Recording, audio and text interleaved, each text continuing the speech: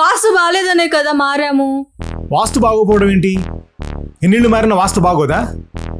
అదే కదా ప్రాబ్లం అనే కదా మారాము. అసలు పిల్లలు పుట్టడానికి ఇంటికి సంబంధం ఏంటి? వాస్తుకి సంబంధం ఏంటి? వాస్తు ఆయన చెప్పారు కదా, వాస్తు ఇలా ఉంటే అలా ఉంటే పిల్లలు పుడతారని. అందరూ చెప్తారు, అన్ని వినుకుంటూ ఇది ఇలా తిరుగుతా ఉంటామే. మరి ఏం చేస్తారు ఇప్పుడు? షిఫ్ట్ అయినాం కదా, ఎందుకు మీరు అంత చిరాకు పడుతున్నారు?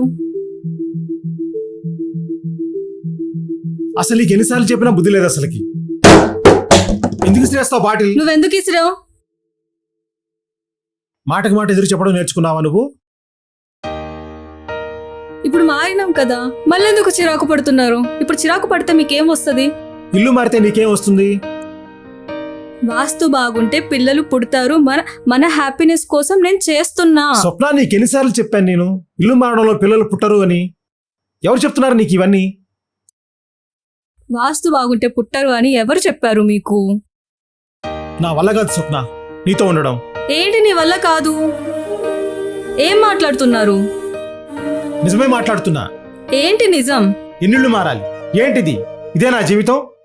అంటే మీకు హ్యాపీనెస్ వద్దా? పిల్లలు వద్దా? మన హ్యాపీగా ఉండేది వద్దా? రాకేష్ వచ్చి ఇప్పుడు తిట్టెళ్ళాడు, ఎన్నిళ్ళు మారతారు ఏంటిది అని. రాకేష్ మాట నమ్ముతావు గానీ నా మాట నమ్మవా? అరే, వాస్తవం కదా, రాకేష్ మాట్లాడేది ఏంటి నిజం. వాస్తవం? నేను చెప్పేది కూడా వాస్తవమే. ఏ వాస్తవం? ఎక్కడ రాసింది? వాస్తు బాగుంటే పిల్లలు పుడతారని ఒకరు చెప్పారు. నీ మూఢనమ్మకాలు పక్కన పెట్టు. అవే మూఢనమ్మకాలు కాదు. చాలా మంది నమ్ముతారు, చాలా మంది జీవితాలు బాగున్నాయి. ఎన్నిసార్లు చెప్పాలి ఇలా మాట్లాడొద్దని ఎదురు? ఛే!